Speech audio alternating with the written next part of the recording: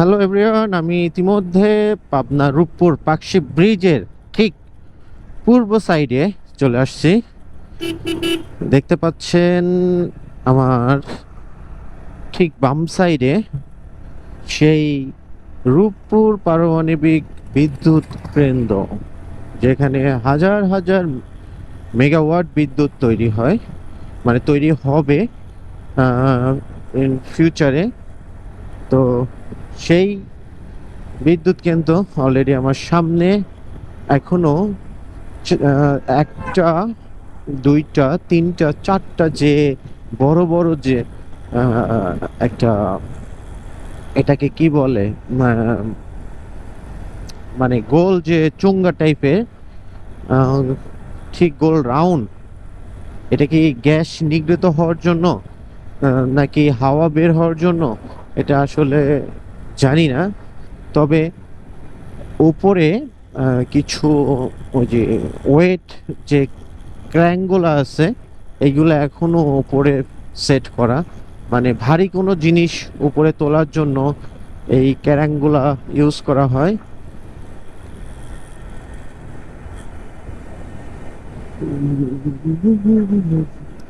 এত দূর থেকে দেখেও খুব ভালো লাগছে যে ভবিষ্যতে আমরা নিজেরাই হাজার হাজার মেগাওয়াট বিদ্যুৎ তৈরি করতে সক্ষম হব।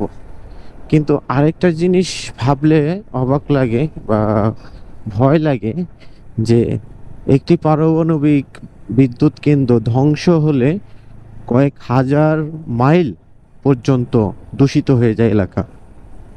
তো চিন্তা করেন, যেমন আমাদের জন্য পজিটিভ কিছু, আবার আমাদের জন্য নেগেটিভ কিছু আসতে যাচ্ছে।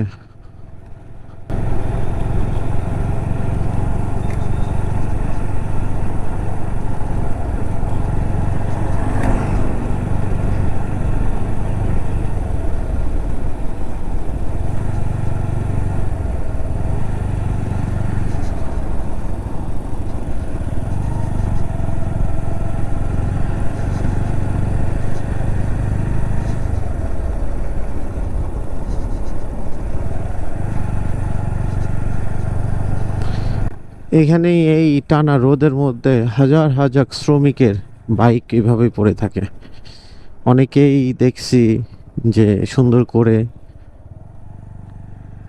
এই কাভার দিয়ে, ডাস্ট কাভার দিয়ে ঢেকে রাখছে, আবার অনেকে ওইভাবে রেখে চলে গেছে।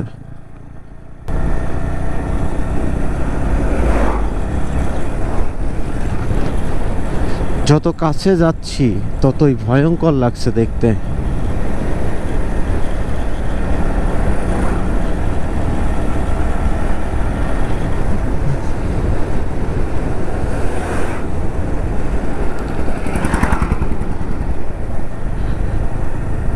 সুবিশাল।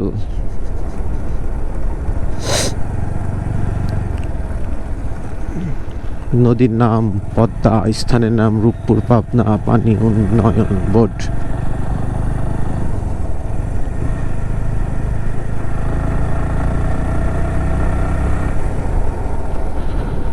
ফাস্টেক ল্যান্ড।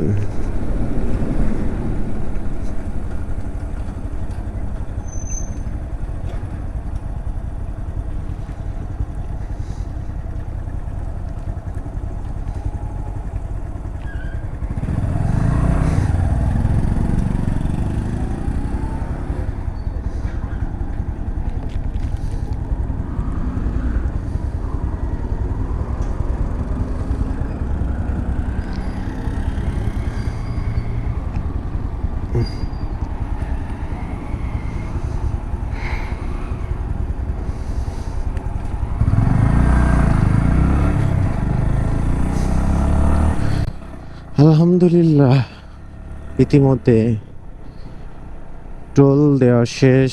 আমি অলরেডি পাকশি সেতুতে।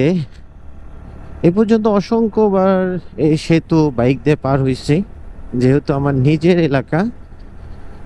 সেক্ষেত্রে এটা, এই সেতু দেখে তেমন অবাক হওয়ার মতো কিছু নেই। তবে এই সাইড থেকে দেখলে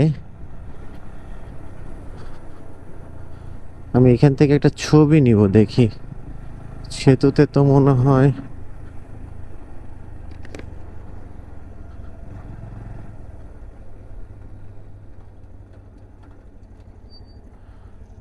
ও মাই গড, কি একটা ভয়ঙ্কর একটা দৃশ্য, একদম ঠিক পদ্মা নদীর কোল ঘেঁষে।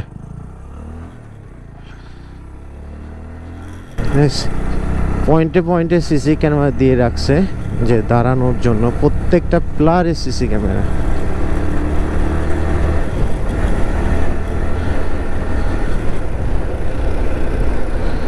এই যে ডান পাশে রূপপুর হ্যারিং ব্রিজ, একটা সময় ঈদের সময় এখানে হাজার হাজার মানুষ আসতো।